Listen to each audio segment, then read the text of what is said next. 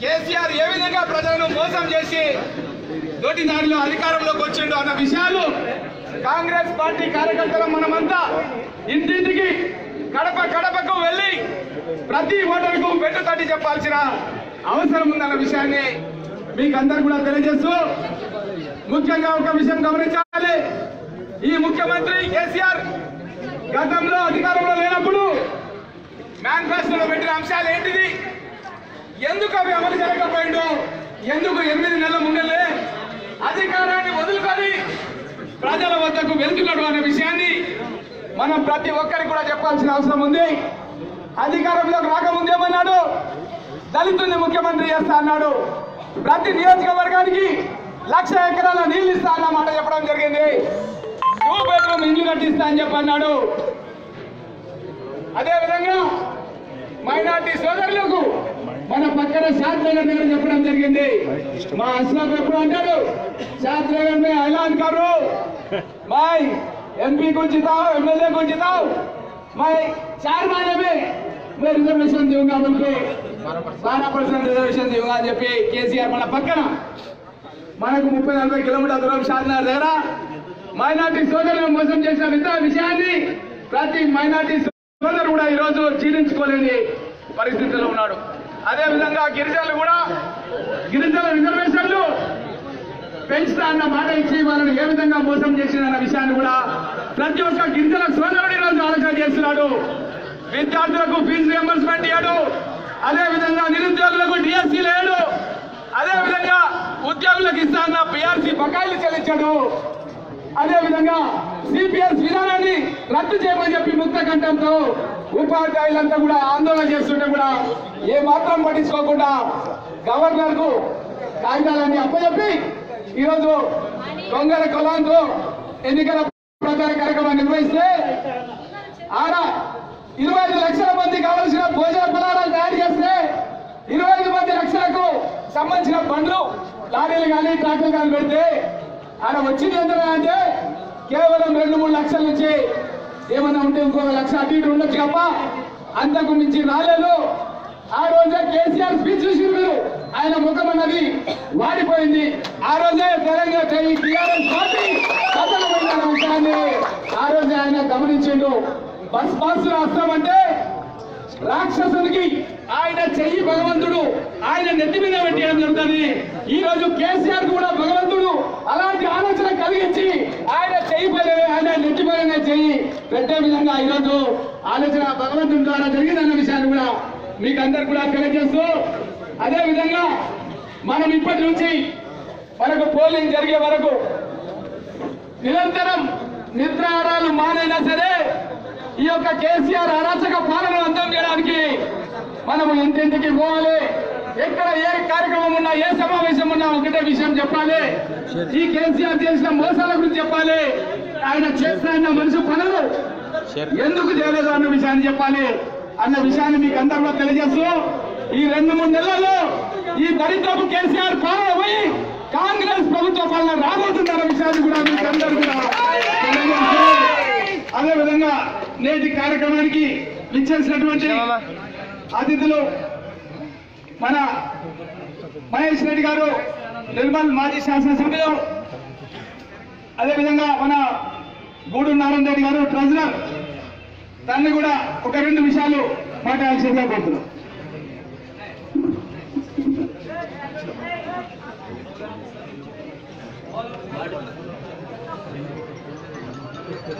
సోదరులు రామ్మోహన్ రెడ్డి గారు పరిగి పట్టణంలో సుదర్శన చండీ యాగం దిగ్విజయంగా నిర్వహించి ఈరోజు పూర్ణాహుతి కూడా నిర్వహించారు.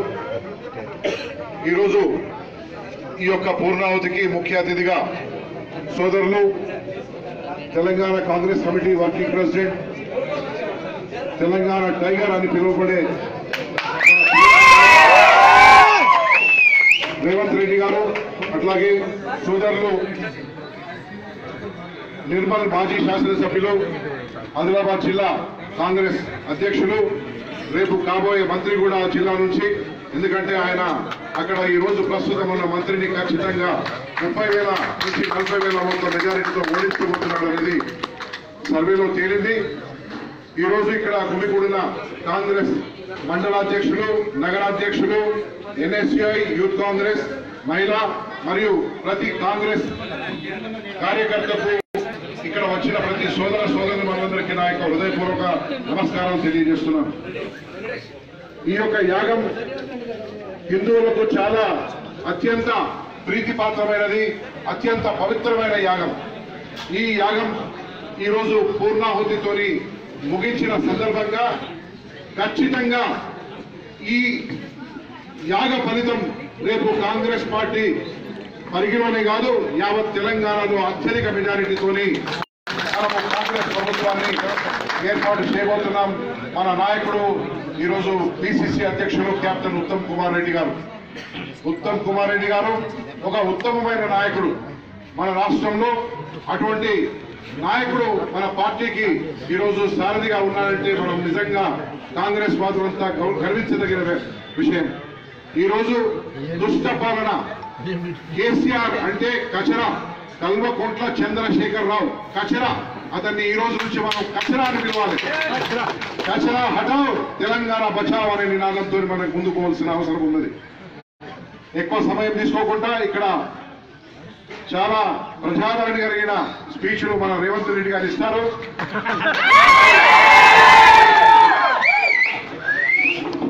ఆదిలాబాద్ జిల్లా కాంగ్రెస్ పార్టీ అధ్యక్షులు, మాజీ శాసనసభ్యులు నిర్మల్ మహేష్ రెడ్డి గారిని మాట్లాడాల్సిందే కోరుతున్నాను. జరిగేంత పొడుగును మాకు అడ్డం తెలంగాణ రాష్ట్ర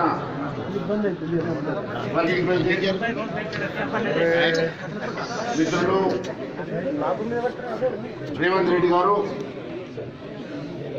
పరిగి శాసనసభ్యులు, మహేంద్ర అభిమాన నాయకుడు రామ్మోహన్ రెడ్డి గారు, అలాగే రాష్ట్ర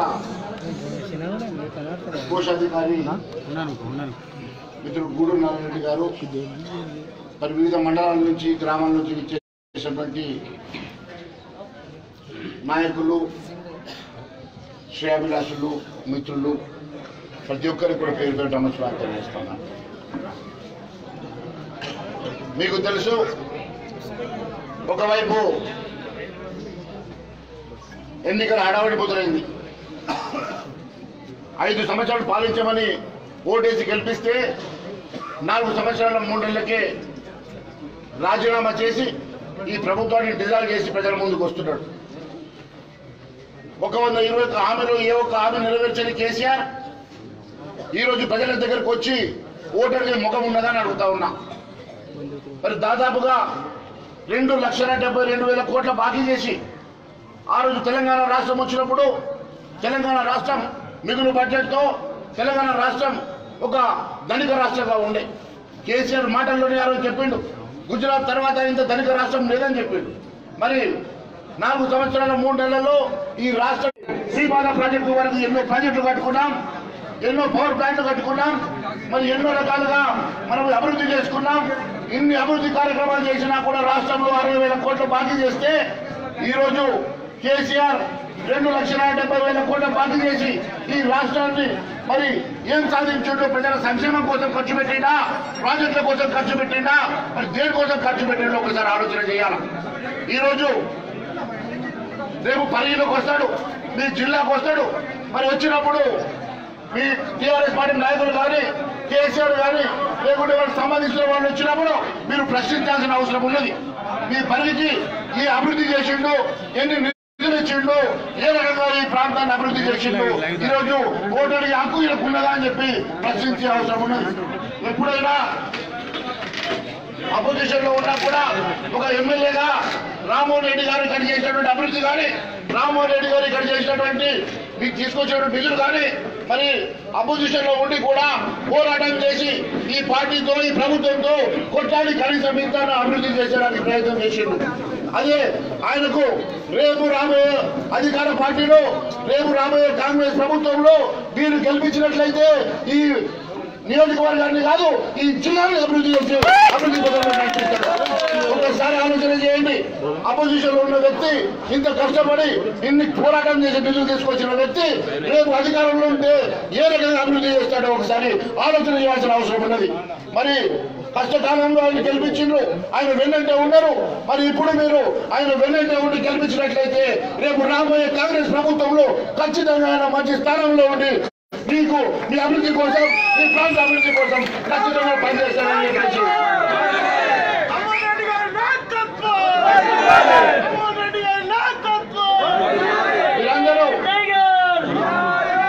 మీరందరూ కూడా ఆయనకు వెన్నెగా ఉండాల్సిందిగా, ఆయనకు తోడుగా ఉండాల్సిందిగా, ఆయనకు గెలిపించాల్సిందిగానే మనం చేస్తూ నేను మీ అందరి నుంచి మరి సెలవు తీసుకుంటున్నా.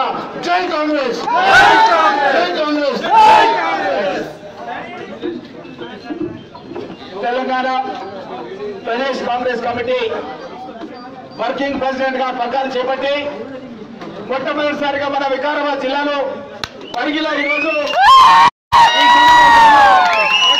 చేసినటువంటి మిత్రుడు రేవంత్ రెడ్డి గారికి స్వాగతం తెలియజేస్తూ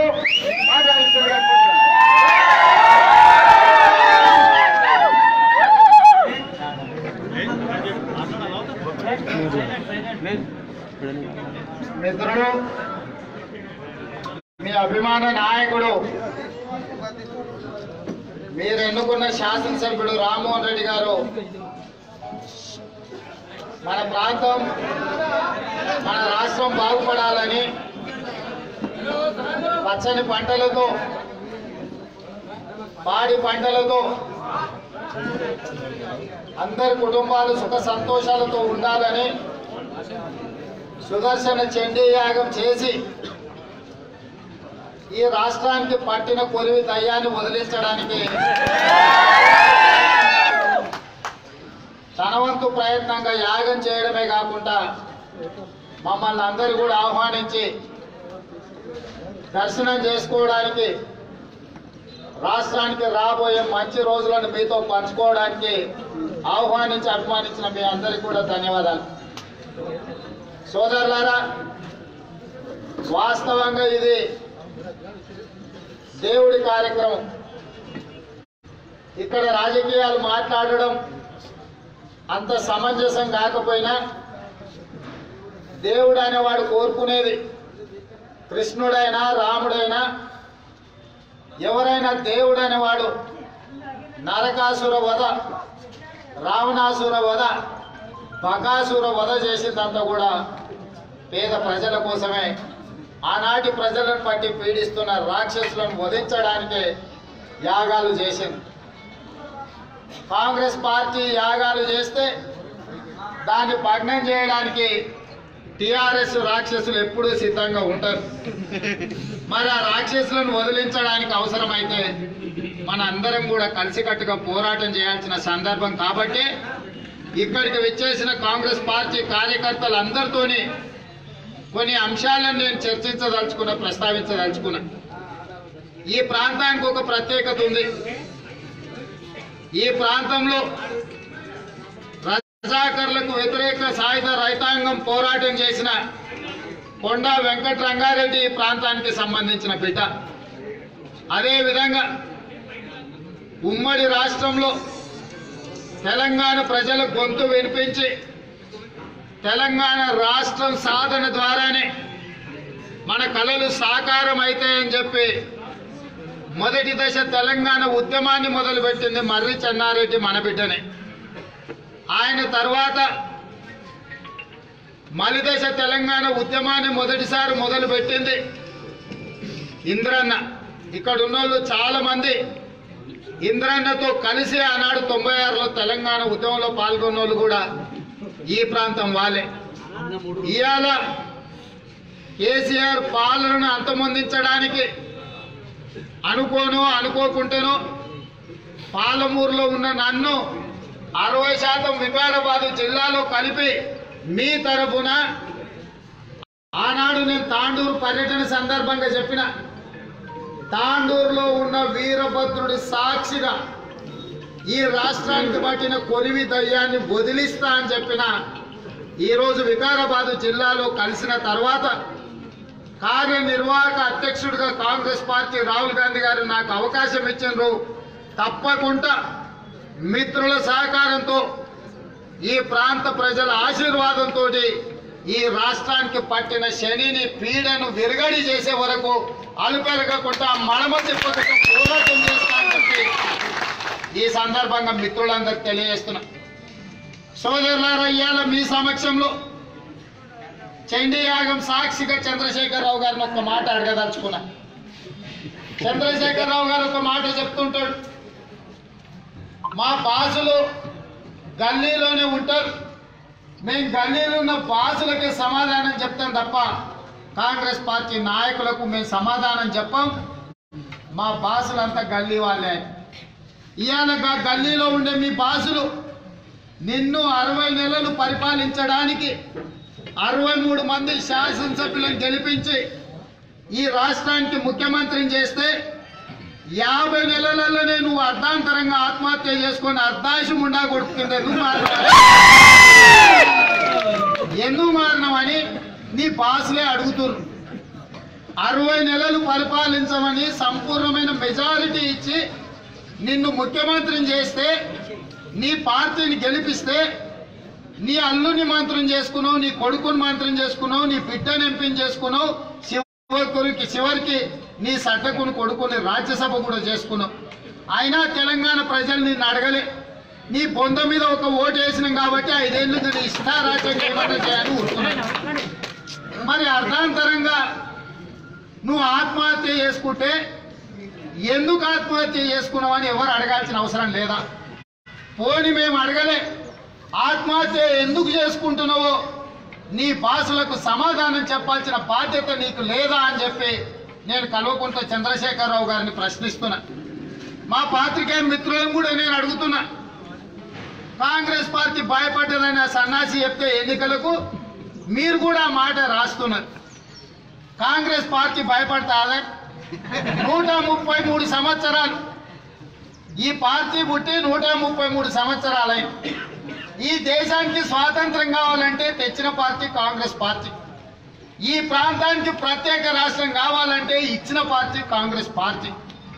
ఇవాళ తెలంగాణ రాష్ట్రం ఇచ్చిన పార్టీ, తెలంగాణ ప్రజలు కష్టాలు తెలిసిన పార్టీ. చంద్రశేఖరరావు గారిని ముఖ్యమంత్రి చేస్తే ఆయన అన్నాడు 55 ఏళ్ళు ఈ కాంగ్రెస్ వాళ్ళే పాలించారు, ఇంకా ఏం చేస్తారు వాళ్ళని. 55 ఏళ్ళు పాలించాలంటే 10-12 సార్లు మేము గెలిచినట్టే కదా కాంగ్రెస్ పార్టీ. 10-12 సార్లు గెలిచి 5-6 సార్లు ఓడిపోయి దాదాపుగా 16-17 సార్లు ఎన్నికలను ఎదుర్కొన్న కాంగ్రెస్ పార్టీ అర్ధరాత్రి భుజం తట్టినా డబ్బాడవైతే ఓటు ఎక్కడ గుద్దాలో తెలిసిన పార్టీ. సైన్యం ప్రతి గ్రామంలో, ప్రతి తండాలో, ప్రతి గూడెంలో కాంగ్రెస్ పార్టీకి ఉంటే మమ్మల్ని ఎన్నికలకు భయపడ్డామని నువ్వు అంటవా? నీకున్నది ఎవడా? 2 వేస్తే కానీ లేవలేనోడు, 4 వేస్తే కానీ కూర్చోలేనోడు, 8 వేస్తే కానీ మాట్లాడలేని వాళ్ళు నీ పార్టీలు ఉంది. వాళ్ళ మాకు పోటీ, వాళ్లకు మాకు ఎన్నికల పోటీనా?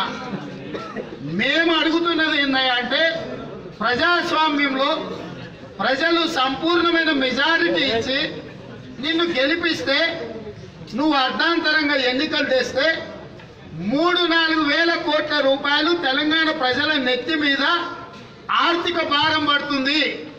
నీ తప్పుడు విధానాల వల్ల తెలంగాణ బిడ్డల మీద 3-4 వేల కోట్ల రూపాయలు అప్పు పడుతుంది. అదే విధంగా ఇప్పుడు ఈ ప్రభుత్వం రద్దయి నవంబర్లోనో డిసెంబర్లోనో ఎన్నికలు వస్తే ఈ 3 నెలలు అధికారులు ఎన్నికలలోనే బిజీగా ఉండాలి. ఎన్నికల కోడ్ వచ్చి అభివృద్ధి ఎక్కడిదక్కడ ఆగిపోతుంది. ఆ తర్వాత మళ్ళీ మార్చి ఏప్రిల్లో పార్లమెంట్ ఎన్నికలు వస్తే మళ్ళా 3-4 నెలలు ఎన్నికల కోడ్ ఉంటుంది. అధికారులు అందరూ కూడా ఎన్నికల పనులలోనే బిజీగా ఉంటారు. 7-8 నెలలు తెలంగాణ రాష్ట్రం అభివృద్ధి ఆగిపోయి ఎక్కడిదక్కడ పనులు పడావు పడితే మార్చి తర్వాత ఇదే పనులు చేయలేకపోతే ఇవాళ 2.5 లక్షల కోట్ల రూపాయల పనులు జరుగుతున్నాయి. ఒక్క ఫైనాన్షియల్ ఇయర్ మారితే ఆర్థికంగా ఎస్ఎస్ఆర్ రేట్లు 15% పెరుగుతాయి. అంటే ఈ 2.5 లక్షల కోట్ల మీద 8 నెలలు పనులు ఆగిపోతే తెలంగాణ ప్రజల మీద మళ్ళొక్క 40,000 కోట్ల రూపాయలు పరోక్షంగా పన్నుల భారం పడుతుంది. నీ సన్నాసి తాగుబోతు నిర్ణయాల వల్ల ఇవాళ తెలంగాణకు 40-45,000 కోట్ల రూపాయల భారం పడుతుంది. కాబట్టి నీకు ఓటేసిన తప్పుకు, నీకు ఓటేసిన పాపానికి, నిన్ను నమ్ముకున్నందుకు నట్టేట ముంచుతున్నావు. నీకు ఇది న్యాయమా అని ప్రజల పక్షాన ప్రతిపక్ష పార్టీగా మేము అడిగితే కాంగ్రెస్ పార్టీ చూసినావా ఎన్నికలకు భయపడుతుందని తండ్రి కొడుకులు మాట్లాడతారు. ఇవాళ వెనకడికి ఎవడానంటే ఒక ముసలాయన పిల్లగాడు ఇద్దరు పెళ్లికి పోయినరు. భోజనాలు అనగానే మేము ఇద్దరు ఉన్నాం, మాకు రెండు తలలు కావాలి, చికెన్ మటన్ కావాలి, తలకాయ కూర కావాలన్నారట. నిండా తిన్నారు. తిన్న తర్వాత కట్నాలు అని పిలిస్తే ఆయన ముసలోడు, నేను పిల్లగాని మా దగ్గర ఉండి ఇవాళ ఈ తండ్రి కొడుకుల కథ గట్లుంది. పదవులంటేనేమో తండ్రి కొడుకులు తయారవుతారు, పని అంటేనేమో వాడు తాగి పండుకుంటాడు, వీడికి తిరగబోతాడు. ఎన్నికలప్పుడు వచ్చిరా తాండూరుకు పరిగికి, అవునా? కేసీఆర్ వచ్చిపోయినా అప్పుడు వచ్చిండు 2014 ఎన్నికలప్పుడు వచ్చి ఇలా మాట్లాడిపోయిండు. మహేందర్ రెడ్డిని గెలిపిస్తే మంత్రిని చేస్తాను, హరీష్ రెడ్డిని గెలిపిస్తే ఇంకేదో చేస్తా. దాదాపుగా మరి 50 నెలలు అయిపోయింది. మీరు ఆ పక్కన మహేందర్ రెడ్డిని గెలిపిస్తారు, పట్న పిశాచిని. మరి ఆ పిశాచిని గెలిపిస్తే ఆయన మంత్రి ఆయన ఏమెలుగా పెట్టాడు ఒక్కసారి ఆయన వచ్చి చూసిండా?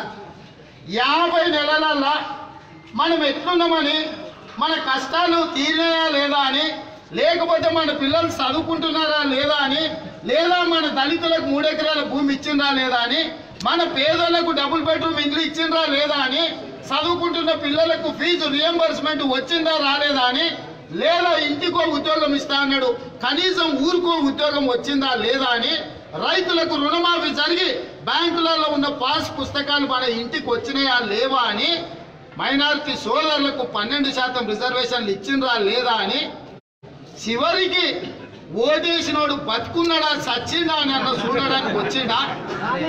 మరి మనం సచ్చినమో బతికినమో చూడని సన్నాసి నా కొడుకులకు మళ్ళీ ఓటేస్తామా? ఏడాల్సిన అవసరం ఉందా? ఇవాళ టిఆర్ఎస్ పార్టీని ఈ ప్రాంతంలో కొత్తగా ఏర్పడ్డ వికారాబాద్ జిల్లాలో మేం 4 ఉన్నాం. ఏడ కూడా టిఆర్ఎస్ పార్టీ జెండా కనిపించొద్దు. దిమ్మెలు గూలాలి, టిఆర్ఎస్ పార్టీ దిమ్మెలు గూలాలి, గద్దెల మీద ఉన్నోడు దిగాలి. అప్పుడు కానీ ప్రజలకు ఇచ్చిన మాట, చేసిన మోసం, దానికి గుణపాఠం తప్పదు. అదే విధంగా ఇవాళ కేసీఆర్ చెప్తున్నాడు, చెప్పినవే కాదు చెప్పని కూడా చేసినా అని. మేము కూడా గదే అంటున్నాం. పాత్రికేయ మిత్రులారా, 14 ఏళ్లలో కేసీఆర్ చెప్పింది ఏం చేయలే. ఉద్యమం సందర్భంగా కానీ, ఈ 4 ఏళ్ళు ముఖ్యమంత్రిగా కానీ చెప్పనివే చేసిండు. చెప్పినవేమో నీళ్లు నిధులు నియామకాలు అన్నాడు, అవునా? నీళ్లు రాలే.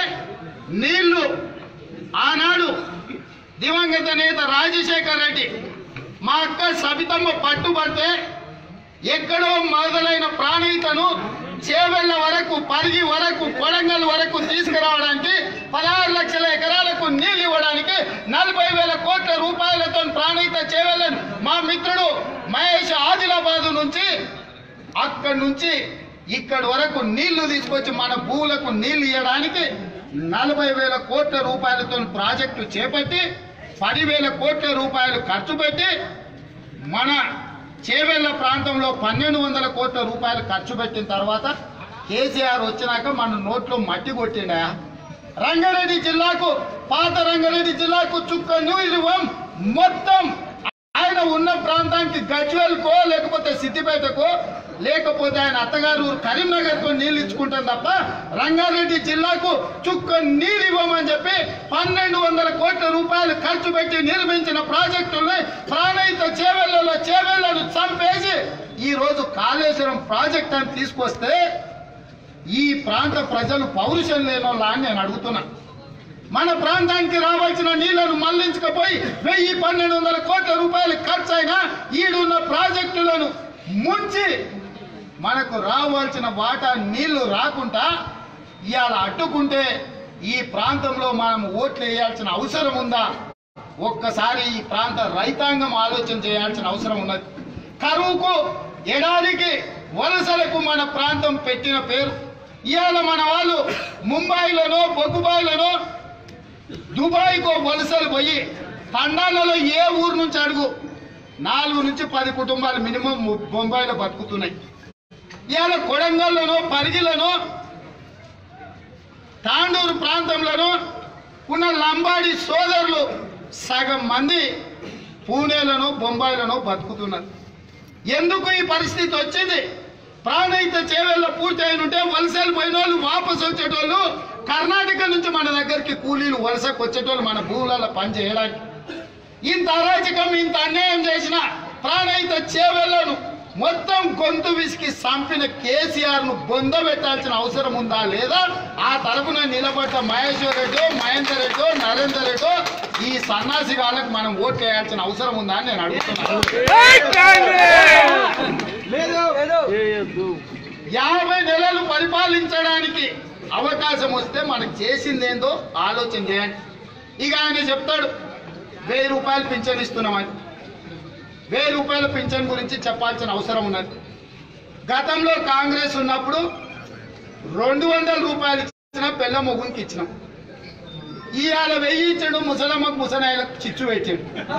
మన నేను మా బొమ్మరాజపేట పోయినప్పుడు ముసలాం వచ్చింది, అయ్యా నాకు ముందు పింఛన్ వస్తుండే ఇప్పుడు ఎందుకో వస్తలేదని. మన ఎంపీడీఓను ఆయన నుంచి అడిగిన ఏందా ఇదని. ఆయన కంప్యూటర్లో టిక్క కొట్టి వాళ్ళ ఆయనకి ఇస్తున్నాం కాబట్టి ఈమెకి ఇస్తలేమన్నాడు. నేను అదే ఆ పెద్ద మనిషికి చెప్పిన. ఇక ఆ పెద్ద మనిషి అనుకుడు పులుక్కుంటూ పోతుంది, ఆ ముసలోడు పోయేది ఎప్పుడో నాకు పింఛన్ వచ్చేది. అంటే 40 ఏళ్ళు 50 ఏళ్ళు కలిసి జీవనం సాగించిన భార్యాభర్తల మధ్యలో చిచ్చు పెట్టి 1000కి 2000 ఇంకొక 1000 ఇచ్చడానికి ఇవాళ చంద్రశేఖరరావుకి ధనిక రాష్ట్రంలో ఏమడ్డం వచ్చిందని నేను అడుగుతున్నా. ఇవాళ మన ఇంట్లో ఒక ముసలమ్మ ముసలైన చేత కాకుంటుంటే పెంచనీయనికి కేసీఆర్ కు కష్టం వచ్చింది, కానీ వాళ్ళ ఇంట్లో 5 జీతాలు తీసుకుంటున్నాడా? ముఖ్యమంత్రి జీతం తీసుకుంటుండు, మంత్రి హరీష్ రావు జీతం తీసుకుంటుండు, కొడుకు కేటీఆర్ జీతం తీసుకుంటుండు, కవితమ్మ ఎంపీగా జీతం తీసుకుంటుంది, రాజ్యసభ సంతోష్ గారి జీతం తీసుకుంటుండు. నీ ఇంట్లో 5 మందికి 30 లక్షల జీతం వస్తుంది. ఇవాళ పేదోని ఇంట్లో 2000 రూపాయలు పింఛనీయనికే నీ అబ్బజాగిరి ఏమన్నా లేకపోతే రాసిస్తున్నావా? ఏమన్నా గజ్వేల్లో నువ్వు తెచ్చుకున్న 1000 ఎకరాల నువ్వు గుంజుకున్న 1000 ఎకరాలు అడుగుతావా? నీ టీవీలో వాటాలు అడుగుతావా? ఆయనకు ఒక పేపర్ ఉంది గుమస్తా తెలంగాణ, అందులో ఉన్న పేపర్ పుణ్యానికి అడుగుతావా? ఏం అడిగినవా? ధనిక రాష్ట్రంలో చేతగాని ముసలోళ్లకు ముసలమ్మకి ఇద్దరికి తలా 1000 రూపాయలు పెంచనీయమన్నాడు. నేను రాష్ట్రంలో ఎక్కడి లేని విధంగా ఈడ పెన్షన్ 1000 రూపాయలు ఇస్తున్నాడు. ఒరే సన్నాసి! ఏంటండి వీడియో నచ్చిందా? అయితే ఓ లైక్ వేసుకోండి, లేదంటే ఓ కామెంట్ చేయండి. ఎప్పటికప్పుడు మా వీడియోస్ చూడాలంటే సబ్స్క్రైబ్ చేసుకోండి.